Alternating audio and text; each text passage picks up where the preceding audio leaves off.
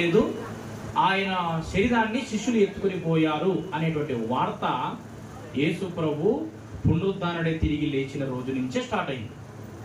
అది కాస్త ఎక్కడికి వచ్చిందంటే కొరింథీ సంఘంలోకి కూడా వచ్చింది. అలా వస్తూ నేటి వరకు కూడా ఈ రోజు కూడా చాలా మంది యేసు ప్రభు తిరిగి లేచాడంటే ఎవరూ నమ్మట్లేదు. అయితే మీరు గత వారములో మనమందరం ఈస్టర్ పండుగలో ఉన్నాము. ఈస్టర్ పండుగ రోజు యేసు ప్రభు తిరిగి లేచాడు అన్నటువంటి వాక్యాన్ని మీరు విన్నారు కదా. ఆయన ఎలా లేచాడు, సమాధి ఎలా తెరవబడింది, స్త్రీలు ఎలా వెళ్ళారు, లేస్తారని ముందే చెప్పాడు, లేచాడు అన్న సంగతులు గత వారంలో మనం వినడం జరిగింది. దానికి కొనసాగింపుగానే ఈరోజు మనం వింటున్నాం. ఆ మెసేజ్ కాదు నేను చెప్పేది. పోయిన వారం ఏ వాక్యం విన్నారు చెప్పండి ఎవరన్నా? అంశం ఏ అంశం విన్నారు? యేసు సమాధుల్లో లేడు, లేచి ఉన్నాడు అని విన్నారు. సమాధి కాలయ్యింది, ఆయన లేచి ఉన్నాడు. ఈ రోజు మనం వింటున్న అంశం ఏంటి అంటే ఆయన లేవడానికి కారణం ఏంటి అంటే పోయిన వారము విన్న వాక్యానికి ఇప్పుడు కొనసాగింపు అన్నమాట. పోయిన వారం విన్నది ఏది? యేసు తిరిగి లేచాడు. ఈ వారం వింటుంది ఏంటి? ఆ తిరిగి లేవడానికి కారణం ఏంటి? తిరిగి లేవడానికి కారణాలు తెలియాలి మనకు. ఎందుకు తిరిగి లేచాడు? తిరిగి లేచాడు అని మనం పోయిన వారం విన్నాము. ఇప్పుడు ఆ తిరిగి ఎందుకు లేచాడు అనేది ఈరోజు మనము వింటూ ఉన్నాం. ప్రభునందులారా, ఈరోజు ఈస్టర్ పండుగ కాదు కదా, ఎందుకు ఈస్టర్ మెసేజ్ చెప్తున్నారని అనుకోవచ్చు. వాస్తవానికి క్రైస్తవుడు ప్రకటించవలసిన వార్తే పునరుత్థానపు వార్త. ఎప్పుడైనా చెప్పవచ్చు, ఏ రోజైనా చెప్పవచ్చు, ఎవరికైనా చెప్పవచ్చు. ఆయన మరణం గురించి కానీ, ఆయన పునరుత్థానం గురించి కానీ. తక్కువగా చెప్పాల్సింది ఆయన పుట్టుక గురించి, ఎక్కువగా చెప్పాల్సింది ఆయన మరణం గురించి, మరీ ఎక్కువగా చెప్పుకోవాల్సింది ఆయన పునరుత్థానమును గురించి. ప్రభునందులారా, ఇక్కడ మనము మొదటి కొరింథీయులకు రాసిన పత్రిక 15-12 చదివాం కదా. మనము ప్రార్థన చేసుకొని మనం వాక్యంలోకి వెళ్దాము. అందరి త్వరలో వచ్చినట్లయితే. పరిశుద్ధుడా, జీవాధిపతి, జీవం గల మా ప్రభువా, నీకు వందనాలు, స్తుతులు, స్తోత్రాలు చెల్లిస్తూ ఉన్నాం. అవును ప్రభువా, ఈ సమయంలో ఈ విధముగా ఇదిగో నీ వాక్యాన్ని నీ బిడ్డలకు వివరణ ఇస్తూ ఉండగా నీ కృపను దయచేయండి. వినగల చెవులను, గ్రహించగల మనస్సును మీ స్వాధీనంలో ఉంచుకొనగలరని యేసు నామమున అడిగి వేడుకొనుచూ ఉన్నాము తండ్రి, ఆమేన్. ప్రభునందు బిడ్డలారా, ఇక్కడ 12వ వచనంలో మనం చదివాం కదా. క్రీస్తు మృతులలో నుండి లేపబడి ఉన్నాడని ప్రకటింపబడుచుండగా మీలో కొందరు, అపోస్తలుడైన పౌలు కాకముందు సౌలుగా ఉన్నాడు.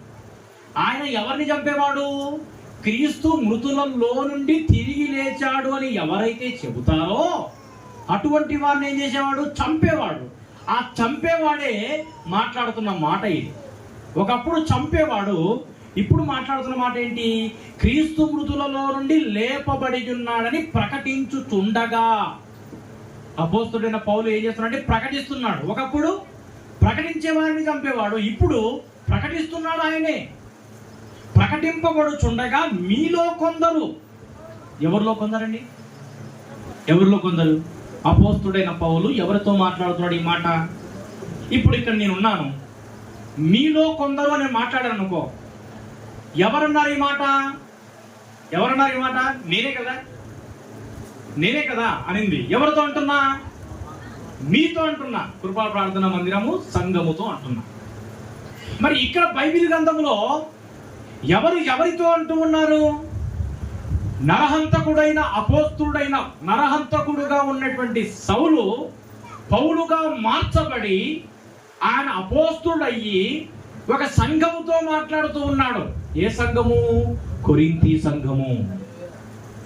ఈ కొరింథీ సంఘములో ఉన్న ప్రజలతోనే మాట్లాడుతున్నాడు. మేమైతే యేసు ప్రభు తిరిగి లేచి ఉన్నాడు అని మేము ప్రకటిస్తే మీలో కొందరు, సంఘములో ఉన్న వాళ్ళే కొందరు పునరుత్థానమే లేదు అని ప్రకటిస్తున్నారంట. అపోస్తలుడైన పౌలు పునరుత్థానం ఉంది అని ప్రకటిస్తూ ఉంటే, తక్కిన శిష్యులు పునరుత్థానం ఉంది అని ప్రకటిస్తూ ఉంటే, ఒకవైపు వీళ్ళు ఏం చేస్తారంటే పునరుత్థానం లేదు, ఆయన లేచి ఆయన ఏమాత్రం కూడా లేవలేదు, అసలు మృతుల పునరుత్థానమే లేదు, మనుషులకు పునరుత్థానమే లేదు అని చెప్పుకుంటూ పోతున్నారు. ప్రభునందు బిడ్డలారా, ప్రకటింపబడుచుండగా మీలో కొందరు మృతుల పునరుద్ధానము లేదని ఎట్టు చెప్పుచున్నారు అని ప్రశ్నిస్తున్నారని. మృతుల పునరుద్ధానము లేని ఎడల క్రీస్తు కూడా లేపబడి ఉండలేదు. మనుషులకు మృతుల పునరుద్ధానం అనేది ఉన్నది. ఎలాగంటే ప్రభువులారా, మనిషిగా పుట్టిన ప్రతి ఒక్కరికి మార్పు చెందిన వాడికైతే ఒక్క చావు ఉంటుంది, 2 పుట్టుకలు ఉంటాయి. మార్పు చెందని వ్యక్తికి ఒక్క పుట్టుక ఉంటుంది, 2 మరణాలు ఉంటాయి. ఏది మొదటి పుట్టుక? తల్లి గర్భములో నుంచి వస్తాం. మరణం ఏంటి? ఈ లోకంలో మరణిస్తాము, మరి నరకంలో కూడా మనము మరణానికి వెళ్తాం. మార్పు చెందిన వ్యక్తి ఈ లోకంలో పుడతాడు, మళ్ళీ ప్రభువుని నమ్మి రక్షణ పొంది బాప్తిస్మము ద్వారా మళ్ళీ పుడతాడు. అయితే ప్రభువులారా, మృతుల పునరుద్ధానం లేని ఎడల క్రీస్తు కూడా లేపబడి ఉండలేదు. మనకు మృతుల పునరుద్ధానం అనేది లేకపోతే క్రీస్తు కూడా లేపబడి ఉండలేదు. క్రీస్తు ఒకవేళ లేపబడి ఉండకపోతే మేము చేయు ప్రకటన వ్యర్థమే, మీ విశ్వాసము వ్యర్థమే అని వారితో మాట్లాడుతున్నాం. మనం ఇంకా కొన్ని ముందుకు వెళుతూ ఉన్న సమయంలో ప్రభువులారా, మనం అంశంలోకి వెళ్దాము. ఆయన లేచాడు అనడానికి కారణం, ఆయన ఎందుకు లేచాడు?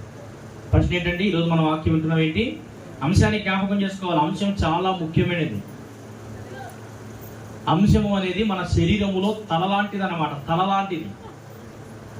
ఈ తలను మనము జ్ఞాపకం చేసుకోవాలి. ఇప్పుడు నేనున్నాను కదా, నా చేతులు ఉన్నాయి, నా కాళ్ళు ఉన్నాయి. ఇప్పుడు నేను నా తల ఉంది. మీరు నన్ను చూడగానే నన్ను గుర్తుపట్టగలుగుతారు. ఈయన రాజు అనే వ్యక్తి.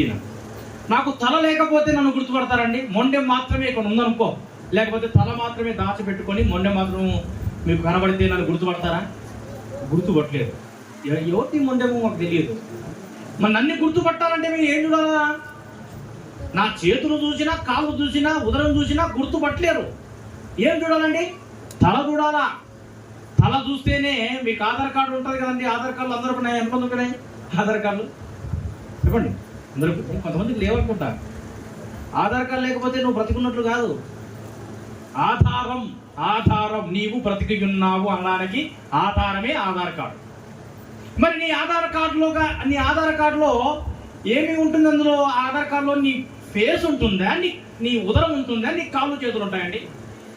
ఫేస్ మాత్రమే ఉంటుంది. ఎవరైనా గుర్తుపట్టాలంటే ఫేసులు మాత్రమే చూడాలా. నీ కడుపు ఇలా పెట్టి అక్కడ ఫోటో దిగితే గుర్తుపట్టే కడుపు ఎవరిది, లేకపోతే చెయ్యి ఎవరిది, కాళ్ళు ఎవరిది, పాదాలు మాత్రం పెడితే ఎవరిది అనుకుంటుంది. కాబట్టి ప్రభువులారా, మనం వింటూ ఉన్నాము, క్రీస్తు తిరిగి లేవడానికి ఎందుకు లేచాడు అనే అంశం మనకు అర్థమవుతే మనకు అంత అర్థమవుతుంది. మొదటి పాయింట్, ఎందుకు ఆయన లేచి ఉన్నాడు అంటే, రోమీలకు రాసిన పత్రిక 4వ అధ్యాయం 25వ వచనాన్ని చదువుకుందాం. రోమపత్రిక 4:25.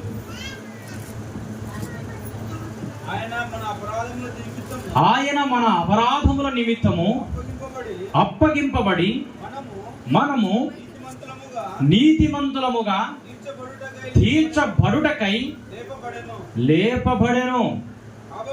కాబట్టి చూడండి ప్రభువులారా, ఈ 4వ అధ్యాయము 25వ వచనములో ఆయన అప్పగించబడ్డాడు. ఎందుకు అప్పగించబడ్డాడు? గుడ్ ఫ్రైడే రోజు మీరు వింటారు కదా. గుడ్ ఫ్రైడేకి చాలా మంది వచ్చింటారు కదా. గుడ్ ఫ్రైడే రోజు మీరు వింటారు. ఎందుకు అప్పగించబడ్డాడు ఆయన? మన అపరాధముల నిమిత్తమై, మనము చేసిన పాపముల నిమిత్తమై మనకు శిక్ష కలగాలి. శిక్ష అనేది మనకు సిద్ధంగా ఉండేది. ఈ శిక్ష నుంచి మనము తప్పించబడాలి అంటే యేసుక్రీస్తు ప్రభుల వారు అప్పగించబడాలి.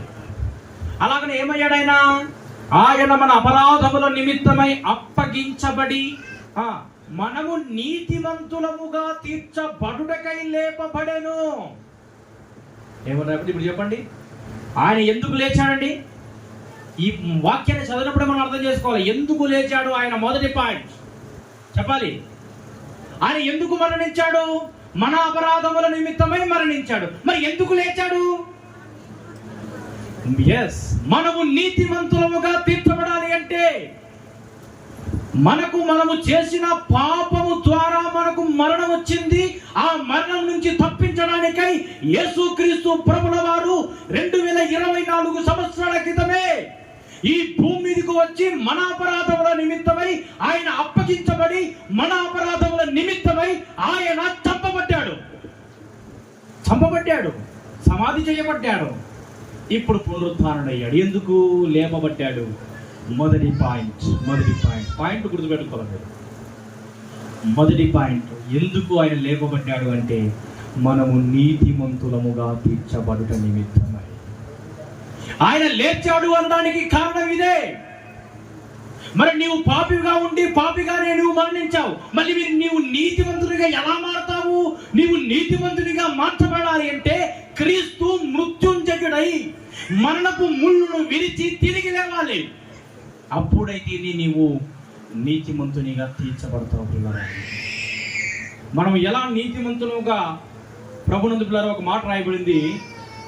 చాలా మంది అనుకుంటారు నీతిమంతులము అంటే దాన ధర్మాలు చేయడం ద్వారా, లేకపోతే ధర్మశాస్త్ర సంబంధమైన క్రియలు చేయడం ద్వారా. ఒకసారి మనం చదువుదాము 3వ అక్కడే అధ్యాయం, రోమపత్రికలోనే 3:20.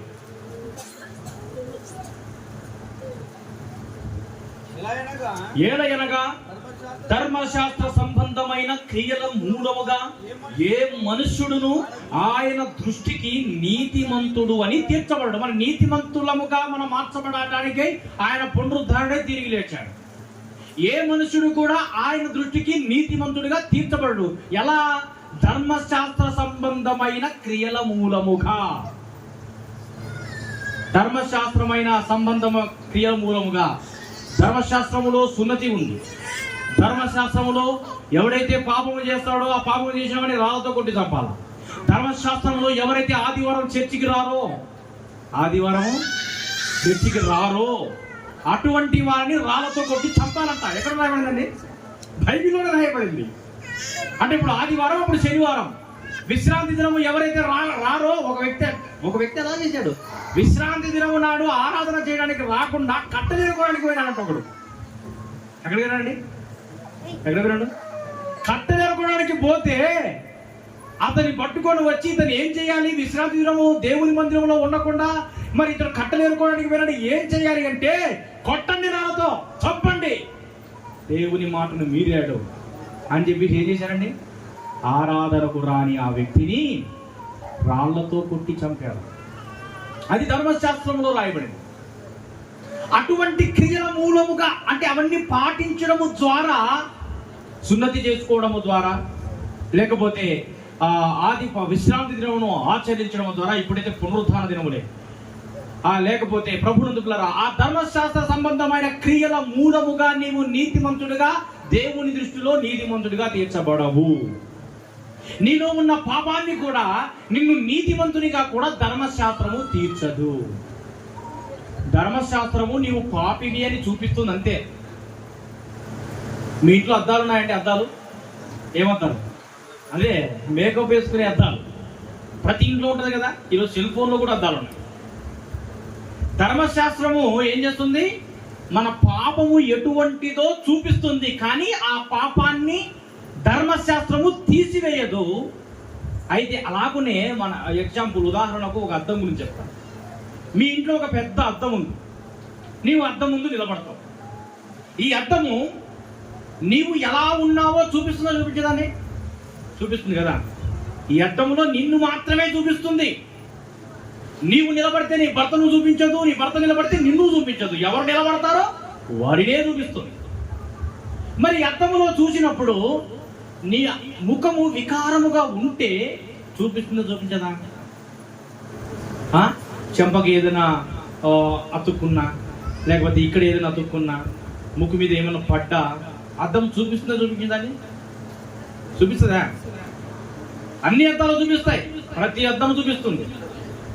అయితే అద్దము నీవు వికారంగా ఉన్నావా, అందముగా ఉన్నావా అని మాత్రమే చూపిస్తుంది, కానీ వికారముగా ఉన్న నిన్ను అద్దము అందముగా తయారు చేయదు. అర్థమవుతుందా మీకు ఈ మాట? ధర్మశాస్త్రానికి అద్దం ఉదాహరణగా చెప్తున్నా. ఈ అద్దము నువ్వు ముందు నిలబడినప్పుడు నువ్వు వికారంగా ఉండేది మాత్రమే చూపిస్తుందే తప్ప నిన్ను అందముగా మార్చబడాలి అంటే నీవే అందముగా తయారు కావాలి, కానీ అద్దం నిన్ను మార్చదు. అలాగనే ధర్మశాస్త్రము నీవు పాపివని చూపిస్తుంది, నిన్ను నీతిమంతునిగా మార్చదు. మరి ఎలా నీవు నీతిమంతునిగా మార్చబడతావు అంటే ఇక్కడ రాయబడి చదవండి రోమీయులకు రాసిన పత్రికలోనే. ధర్మశాస్త్ర సంబంధమైన క్రియల మూలముగా ఏ మనుష్యుడును ఆయన దృష్టికి నీతిమంతుడని తీర్చబడు. ధర్మశాస్త్రము వలన పాపమనగా ఎట్టిదో తెలియబడుచున్నది. పాపం అంటే ఏంటో మాత్రమే ధర్మశాస్త్రము చూపిస్తుంది, కానీ ఆ ధర్మశాస్త్రము నిన్ను పాపము నుంచి విడుదల పొందనీయదు. ఆ ధర్మశాస్త్రము నిన్ను నీతిమంతునిగా మార్చదు, నీవు పాపివని చూపిస్తూ ఉంది. అయితే ప్రభునందులారా 24వ వచనం చూడండి, అక్కడే 3:24. కాబట్టి నమ్మువారు ఆయన కృప చేతనే క్రీస్తు యేసునందలి విమోచనము ద్వారా. ఏంటండి, మనం ఎలా నీతిమంతులుగా తీర్చబడతాము? ధర్మశాస్త్ర సంబంధమైన క్రియల మూలముగా కాదు. ఎలా? నమ్మువారు ఆయన కృప, ఎవరైతే ఆయన నమ్ముతారో వారు ఆయన కృప చేతనే క్రీస్తు యేసునందలి విమోచనము ద్వారా, ఆయన కృప ద్వారా క్రీస్తు యేసునందు మనము విడిపిస్తేనే తప్ప మనము నీతిమంతులముగా తీర్చబడము. ఆయన కృప చేతనే మనం నీతిమంతులుగా తీర్చబడతాం. ఎన్ని పాయింట్లు విన్నామండి మనము? ఎన్ని పాయింట్లు విన్నాం చెప్పండి? మొదటి పాయింట్, ఆయన లేచాడు అందుకు కారణములలో మొదటి పాయింట్ ఏంటి? మనము నీతిమంతులముగా తీర్చబడడానికై ఆయన లేచాడు. రెండో పాయింట్, మార్కు సువార్త 8:31.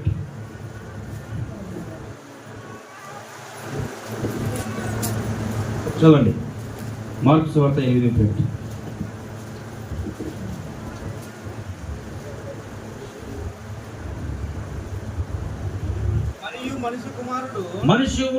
మనుష్య కుమారుడు అనేక హింసలు పొంది పెద్దల చేతను, ప్రధాన యాజకుల చేతను, శాస్త్రుల చేతను ఉపేక్షించబడి చంపబడి 3 దినముల తరువాత లేచుట అగత్యమని ఆయన వారికి బోధింపనారంభించెను. ప్రభునందు ప్రియులారా, ఆయన ఎందుకు తిరిగి లేచాడు అంటే లేఖనములు, రెండవ పాయింట్, లేఖనములను నెరవేర్చుట నిమిత్తమై తిరిగి లేచాడు. ఇక్కడ రాయబడి చూడండి, మనుష్య కుమారుడు అనేక హింసలు పొంది. మనం గుడ్పెట్ట రోజు విన్నాం కదా, అంతకుముందు క్రైస్తు అనేటువంటి దాన్ని విడదీసి చెప్పినప్పుడు కూడా ఆయన ఏ విధంగా హింసలు పొందాడో కూడా మనము విన్నాం. ఆయన అంట అనేక హింసలు పొంది, మరియు మనుష్య కుమారుడు అనేక హింసలు పొంది, అనేకమైన హింసలు పొంది పెద్దల చేతను, ప్రధాన యాజకుల చేతను, శాస్త్రుల చేతను ఉపేక్షించబడి చంపబడి 3 దినములైన తర్వాత లేచుట అగత్యమని ఆయన వారికి బోధింపనారంభించారు. ఎవరండి ఆయన? ఆయన రాయబడింది కదా, ఆయన ఎంత చెప్పాడు కదా, ఏమని చెప్పాడు? మనుష్య కుమారుడు అంటే అనేక హింసలు పొందుతాడట, ప్రధాన యాజకుల చేత, పెద్దల చేత ఉపేక్షించబడి చంపబడి 3వ దినమున తిరిగి లేస్తాడు అని ఆయన, ఆ అగత్యముగా లేస్తాడని ఆయన బోధింపనారంభించింది. ఎవరు ఆయన? యేసు. ఏం చెప్పాడు ఆయన? యేసు ప్రభువు అంటే యేసు ప్రభు చెప్పాడంటే అప్పుడు బ్రతికున్నాడో చనిపోయాడా అంటే బ్రతికి ఉన్నప్పుడే చెప్పాడు. చూడండి, బ్రతికి ఉన్నప్పుడే మనుష్య కుమారుడు అంట అనేక హింసలు పొందుతారంట, ప్రధాన యాజకుల చేత, శాస్త్రుల చేత ఉపేక్షించబడి చంపబడి, ఆయన ఇంకా అప్పగించబడనే లేదు, చంపబడలేదు, సమాధి చేయబడలేదు, తిరిగి లేవలేదు. తిరిగి లేచే దాని గురించే ముందే చెప్తున్నాను. చూడండి ఎంత ఆశ్చర్యము! లేఖనము నెరవేర్చుట నిమిత్తమై. రెండో పాయింట్, ఆయన ఎందుకు తిరిగి లేచాడు అంటే లేఖనములు నెరవేర్చుట నిమిత్తమై. లూకా సువార్త 24వ అధ్యాయము 25వ వచనం.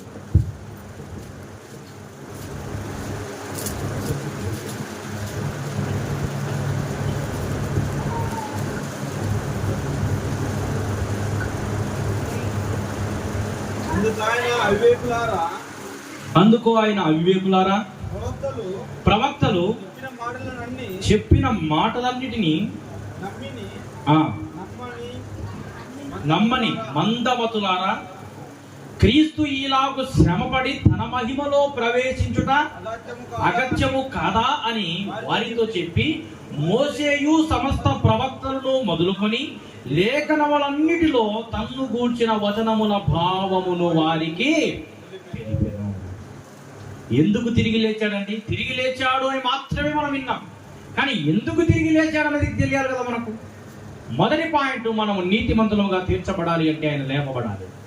రెండవ పాయింట్, లేఖనముల నెరవేర్పు నిమిత్తమై ఆయన తిరిగి లేచాడు. ఇక్కడ రాయబడి చూడండి, అక్కడ అంటున్నాడు, యేసు ప్రభు చనిపోయి పునరుద్ధానుడై తిరిగి లేచి ఆరోహణమయ్యేటువంటి సమయాల్లో మాట్లాడుతున్నాడు. ఏమని మాట్లాడుతున్నాడు? అందుకు ఆయన అవివేకులారా, ప్రవక్తలు చెప్పిన మాటలన్నిటినీ నమ్మని మందమతులారా. అవివేకులారా అంటే ఎంత మాట అండి? జ్ఞానము లేని వాళ్ళారా. తర్వాత ప్రవక్తలు చెప్పిన మాటలన్నిటినీ ప్రవక్తలు ముందే చెప్పారు. ఏమని చెప్పారు? గడ్డి ఎండిపోవును, దాని పువ్వు రాలిపోవును, వాక్యము నిత్యము నిలుచును. ఏ గ్రంథంలో రాయబడింది అది? యెషయా గ్రంథం 40:8 రాయబడింది. ఇంకా ప్రవక్తలు ఏం చెప్పారు? ప్రకటన గ్రంథంలో రాయబడింది, మొదటి వాడను కడపటి వాడను జీవించువాడను మృతుడనైతిని, కానీ యుగ యుగములు జీవించువాడను నేనే అని ఎవరు చెప్పారు? ప్రకటన గ్రంథంలో చెప్పారు. గడ్డి ఎండిపోతుందంట, దాని పువ్వు రాలిపోతుందంట. అలాగనే దేవుని వాక్యము, ఆయన వాక్యము అనగా ఎవరు? ఆయన వాక్యము యేసు ప్రభు. వాక్యము నిత్యము నిలుచును, ప్రవచనం మాట. యెషయా గ్రంథములోనే మరి 53:10 మనం చూస్తే అక్కడ ఆయన దీర్ఘాయుష్మంతుడవుతాడని రాయబడింది. అంటే ఇవన్నీ లేఖనాలు నెరవేర్పు, లేఖనములో సెలవిచ్చిన మాటలు. అంటే ఆయన భూమి మీదికి రాక పూర్వము కొన్ని వందల సంవత్సరాల క్రితమే ఆయన హింసించబడతాడు, ఆయన చంపబడతాడు, ఆయన తిరిగి లేస్తాడు, ఆయన దీర్ఘాయుష్మంతుడవుతాడు, గడ్డి ఎండిపోతుంది, దాని పువ్వు రాలిపోతుంది, వాక్యము నిత్యము నిలుచును అనేటువంటి వాక్యములను ప్రవక్తలు, మోసే, యెషయా ప్రవక్తలు చెప్పిన మాటను నమ్మని మందమతులారా అంటూ ఉన్నాడు, అవివేకులారా అంటూ ఉన్నాడు. ప్రభువులారా, మరొక మాట, కొరింథీయులకు రాసిన పత్రిక 15వ అధ్యాయం 3-4. మొదటి కొరింథీ.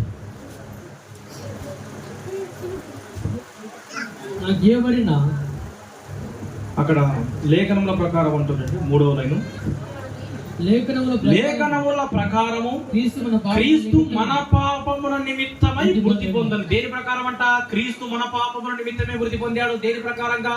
లేఖనముల ప్రకారము. లేఖనముల ప్రకారము ఆయన చంపబడ్డాడు, తర్వాత సమాధి చేయబడ్డాడు. దేని ప్రకారంగా? లేఖనముల ప్రకారంగా చంపబడ్డాడు, లేఖనముల ప్రకారముగా సమాధి చేయబడ్డాడు, లేఖనముల ప్రకారముగా ఏమయ్యాడు చూడండి, లేఖనముల ప్రకారముగా ఆయన 3వ దినమున కనబడెను. 3వ దినమున దాదాపుగా ఆయన కొన్ని వందల మందికి ఆయన తిరిగి లేచిన తర్వాత 40 రోజులు భూమి మీద తిరిగాడు. 40 రోజులు. మత్తయిలోనూ మార్కులు అనుకుంటా, ఆయన చనిపోయి మరణించి పునరుద్ధారణ తిరిగి లేచిన తర్వాత 40 దినాలు ఉన్నాడంట. ఆ 40 దినాలు అనేకమైన కార్యములు చేశాడంట. ఆ చేసిన కార్యములను వివరించడానికి ఈ భూలోకములో ఉన్న గ్రంథాలు కూడా సరిపోవంట. ఆ మాట వాస్తవానికి రాయబడింది. క్రీస్తు చేసిన కార్యములు, బైబిల్లో ఉన్న మాటలన్నీ చెప్పడానికి భూలోకం సరిపోదు కాదు. క్రీస్తు పునరుద్ధరణ తిరిగి లేచిన తర్వాత ఆ 40 దినాల్లో చేసిన కార్యములు వివరించడానికి భూలోకములో ఉన్న గ్రంథములే సరిపోవంట. చాలా మంది కనబడ్డాడు. యాకోబు కనబడ్డాడు, కేఫా కనబడ్డాడు, 500 మందికి కనబడ్డాడు. విన్నాం కదా మనం, 500 మంది కంటే ఎక్కువ కనబడ్డాడు. శిష్యులకు కనబడ్డాడు, తోమాకు కనబడ్డాడు, తోమా లేకుండా కనబడ్డాడు, స్త్రీలకు కనబడ్డాడు, ఎమ్మాయి గ్రామస్తులకు కనబడ్డాడు. తిరిగి లేచిన తర్వాత లేఖనముల ప్రకారము ఆయన చనిపోయాడు, లేఖనముల ప్రకారము సమాధి చేయబడ్డాడు. లేఖనముల ప్రకారము ఆయన పునరుత్థానుడై తిరిగి లేచాడు. ప్రభునందు ప్రియులారా, పునరుత్థానుడై తిరిగి లేచాడు. దీని ప్రకారంగా, లేఖనముల ప్రకారంగా. ఎన్ని పాయింట్లు విన్నామండి మనము? చెప్పండి. విజ్ఞానం అందరూ ఇక్కడ ఉన్నారా? 2 పాయింట్లు. మొదటి పాయింట్, నీతివంతులుగా ఆయన అంశము, ఆయన తిరిగి లేవడానికి కారణాలు. మొదటి పాయింట్, నీతిమంతులముగా తీర్చబడ్డ నిమిత్తమై ఆయన లేపబడ్డాడు. రెండో పాయింట్, లేఖనము నెరవేర్చుటకై లేపబడ్డాడు. మూడో పాయింట్ మనం ఇప్పుడు వింటూ ఉన్నాము. ప్రభునందు ప్రియులారా, మొదటి పేతురు రాసిన పత్రిక 1వ అధ్యాయం 4వ వచనం. మొదటి పేతురు 1:4. సిద్ధింపబడుదును గాక, మృతుల్లో నుండి యేసుక్రీస్తు తిరిగి లేచుట వలన జీవముతో కూడిన నిరీక్షణ మనకు కలుగునట్లు, అనగా అక్షయమైనది నిర్మూలమైనది వాడని కిరీటమైన స్వాస్థ్యము కలుగునట్లు ఆయన తన విశేష కనికరము చొప్పున మనలను మరల జన్మింపచేసెను. చూడండి, ప్రభునందు ద్వారా మన ప్రభువుకు యేసుక్రీస్తు తండ్రి అయిన దేవుడు స్తుతింపబడును గాక, మృతుల్లో నుండి యేసుక్రీస్తు తిరిగి లేచుట వలన జీవముతో కూడిన నిరీక్షణ. దేనితో కూడిన నిరీక్షణ? జీవముతో కూడిన నిరీక్షణ మనకు కలుగునట్లు. హెబ్రీయుల రాసిన పత్రిక 12వ అధ్యాయంలో 1వ వచనంలో ఒక మాట రాయబడింది. విశ్వాసం అనేది ఏంటంట? చెప్పండి. విశ్వాసం అన్నది నిరీక్షించబడు వాటి యొక్క నిజ స్వరూపం అంట. అదృశ్యమైనవి ఉన్నవి అనుటకు రుజువైనదంట. మనమందరం కూడా ఒక నిరీక్షణ కలిగి ఉన్నాం. యేసుక్రీస్తు ప్రభువుల వారు తిరిగి లేవకపోతే మనకు నిరీక్షణ ఉండేదా? మనమందరం ఆయన వస్తాడు, తిరిగి వస్తాడు, రెండవ రాకడలో తిరిగి వస్తాడు అని మనం ఈ విధంగా చెప్పుకునేటువంటి వారమా? ఆయన పునరుత్థానుడై తిరిగి లేచాడు కాబట్టి మూడో పాయింట్ గా మనం వింటూ ఉన్నాము. జీవముతో కూడిన నిరీక్షణ కలుగుటకై ఆయన తిరిగి లేచాడు. మనమందరం నిరీక్షణ ఉంచడానికి ఎదురు చూస్తున్నాం. 80 సంవత్సరాల క్రితము 200 సంవత్సరాలు మన పూర్వీకులు ఒక దాని కోసం ఎదురు చూశారు. దేనికోసం తెలుసా? 80 సంవత్సరాల క్రితం 200 సంవత్సరాలు బానిసలుగా బ్రతుకుతూ, హింసలు పొందుతూ, స్వాతంత్రము కోసము 200 సంవత్సరాలు నిరీక్షించారు. ఎవరో ఒకరు వస్తారు, మనకు స్వాతంత్రాన్ని తెచ్చిపెడతారు. ఎవరో ఒకరు వస్తారు, తెల్ల వాళ్ళని తరిమి కొడతారు, బ్రిటిష్ వాళ్ళని తరిమి కొడతారు. ఎవరో ఒకరు వస్తారు, మనకు స్వాతంత్రం వస్తుంది. ఎవరో ఒకరు వస్తారు, మనకు బానిస సంఖ్యలు తిప్పబడుతుంది. ఏదో ఒక రోజు వస్తుంది, మనకు స్వాతంత్రం వస్తుంది అని ఎన్ని సంవత్సరాలు ఎదురు చూశారండి? 200 సంవత్సరాలు ఎదురు చూశారు. 200 సంవత్సరాల తర్వాత పుట్టిన మహనీయులు మహాత్మా గాంధీ కానీ, సరోజిని నాయుడు కానీ, ఝాన్సీ లక్ష్మీబాయి కానీ, ఇంకా ఎందరో, గురుకుల రామకృష్ణరావు కానీ, రఘుపతి వెంకటరత్నం నాయుడు కానీ, ఎందరో మహనీయులు వారి యొక్క ప్రాణాలు, అల్లూరి సీతారామరాజు కానీ వారి యొక్క ప్రాణాలు అర్పించారు, మనకి స్వాతంత్రాన్ని తీర్చిపెట్టారు. నిరీక్షణ ఉంచారు వాళ్ళు. మనకు కూడా ఒక నిరీక్షణ ఉంది. ఏంటి ఆ నిరీక్షణ అంటే? యేసుక్రీస్తు ప్రభువుల వారు పుడతాడు అని చెప్పాడు, పుట్టాడు. యేసుక్రీస్తు ప్రభువుల వారు సమస్త మానవాళికి సువార్తను ప్రకటిస్తానని చెప్పాడు, ప్రకటించాడు.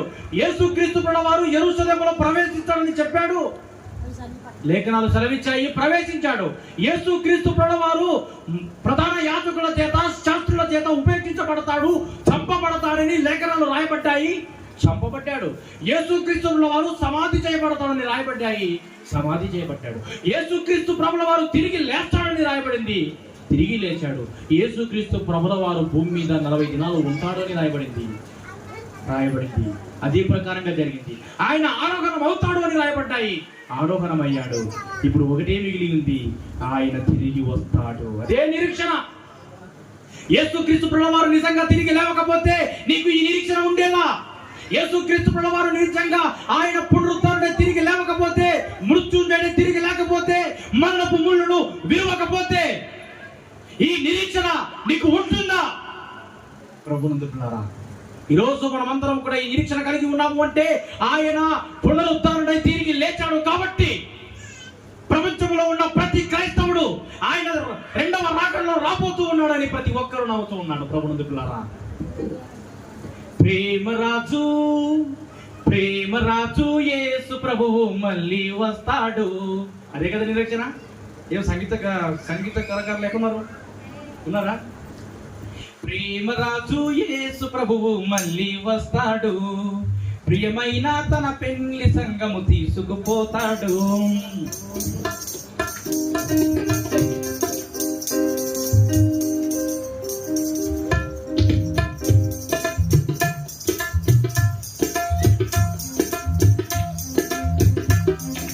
ప్రేమరాజు యేసు ప్రభువు మళ్ళీ వస్తాడు, ప్రియమైన తన పెళ్లి సంగమును తీసుకుపోతాడు. ప్రేమరాజు యేసు ప్రభువు మళ్ళీ వస్తాడు, ప్రియమైన తన పెళ్లి సంగమును తీసుకుపోతాడు. గగనములో నా మేఘాలపైన త్వరగా త్వరగా వస్తాడు. ప్రేమరాజు యేసు ప్రభువు మళ్ళీ వస్తాడు, ప్రియమైన తన పెళ్లి సంగమును తీసుకుపోతాడు.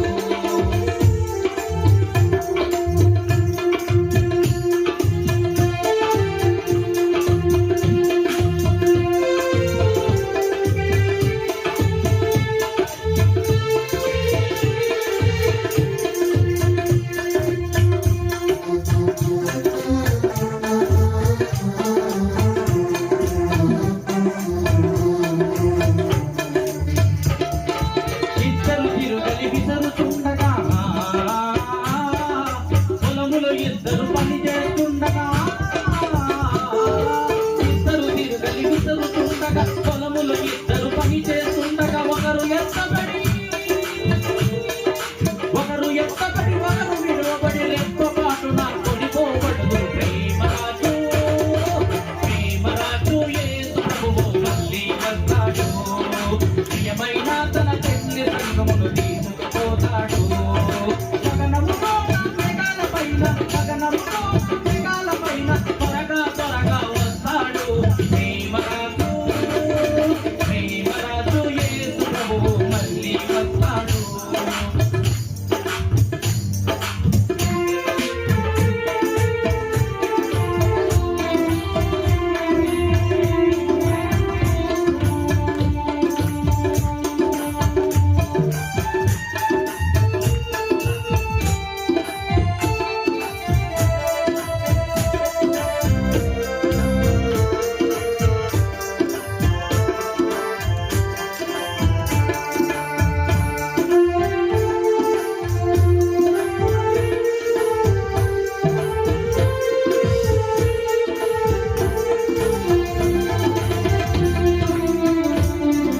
సూర్యుని మించిన కాంతిని కలిగి,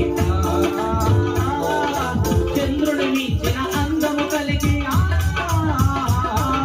సూర్యుని మించిన కాంతిని కలిగి, చంద్రుని మించిన అందము కలిగి, తూర్పున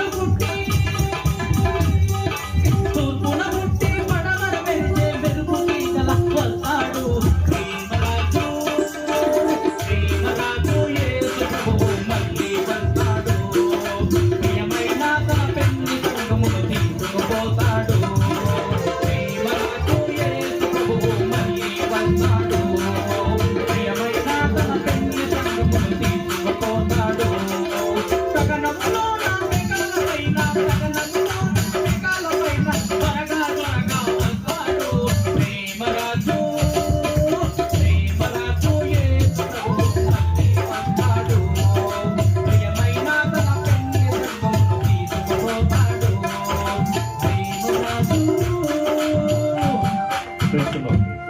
ప్రభునందు పిల్లరా, మనమందరము కూడా జీవముతో కూడిన నిరీక్షణ, ఆయన మళ్ళీ వస్తాడు, గగనములోన మేఘాలపైన తిరిగి వస్తాడు అని మనకు ఒక నిరీక్షణ కలిగి ఉంది. దానికి వెనక కారణం ఏంటండి? ఆయన మృత్యుంజయుడే తిరిగి లేచాడు కాబట్టి మనకు నమ్మకం. ఆయన మరణించాడని నమ్మాము కాబట్టి ఆయన మరణించాడు, పునరుద్ధారణ అయ్యాడు, ఇక ఆయన రెండవ రాకడలో రాబోతున్నాడు అనేది వాస్తవం అండి పిల్లరా. ఆ నిరీక్షణ కలిగి మనం అందరము కూడా జీవిస్తూ ఉన్నాము ప్రభునందు పిల్లరా. కొరింథీయులకు రాసిన పత్రిక 15వ అధ్యాయములో మనం చదవబడిన భాగంలో వెళ్దాము. మృతుల పునరుత్థానము లేని ఎడల క్రీస్తు కూడా లేపబడి ఉండలేదు, మరియు క్రీస్తు లేపబడి ఉండని ఎడల మేము చేయు ప్రకటన వ్యర్థమే, మీ ప్రయాసము వ్యర్థమే. ఆయన తిరిగి లేవకపోతే మేము ఎంతో మందికి ఎన్నో చోట్లకి వెళ్ళి దేవుని పునరుత్థానపు సువార్తను ప్రకటిస్తున్నాము, చేసేదంతా కూడా వ్యర్థమే, మీ విశ్వాసము కూడా వ్యర్థమే అంటున్నాడు. దేవుడు క్రీస్తును లేపెనని ఆయనను గూర్చి మేము సాక్ష్యము చెప్పి ఉన్నాము కదా. మృతులు లేపబడని ఎడల దేవుడు ఆయనను లేపలేదు కనుక మేమును దేవుని విషయమై అబద్ధపు సాక్షులుగా అగపడుచున్నాము. చూడండి ప్రభువులారా, 3 పాయింట్లు మనం విన్నాము. ఇప్పుడు 4వ పాయింట్ వింటున్నాము, సువార్తను. 4వ పాయింట్, 3 పాయింట్లో మొదటిగా మనము నీతిమంతులుగా తీర్చబడాలి అంటే ఆయన లేపబడాలి. లేఖనము నెరవేర్చబడడానికి ఆయన లేపబడ్డాడు. 3వది జీవముతో కూడిన నిరీక్షణ కలుగుటకై ఆయన లేపబడ్డాడు. 4వది సువార్తను సార్థకము చేయడానికి ఆయన లేపబడ్డాడు. మరి సువార్తను సార్థకము చేయడానికి చూడండి, అపోస్తుడైన పౌలు ఇక్కడ అంటున్నాడు, క్రీస్తు లేపబడకపోతే మేము చేయు ప్రకటన వ్యర్థమే అంటూ ఉన్నాడు. మీ విశ్వాసము కూడా వ్యర్థమే అని అంటూ ఉన్నాడు. ఆయన లేచాడు అని ఇక్కడ వారు చెబుతూ ఉన్నాడు, పునరుత్థానుడు అయ్యాడు అని వారికి చెబుతూ ఉన్నాడు. ప్రభువులారా, సువార్తన చేస్తూ ఉన్నాడు. ఆయన లేపబడకపోతే మేము చేస్తున్నటువంటి సువార్త అంతా కూడా వ్యర్థమైపోతుంది.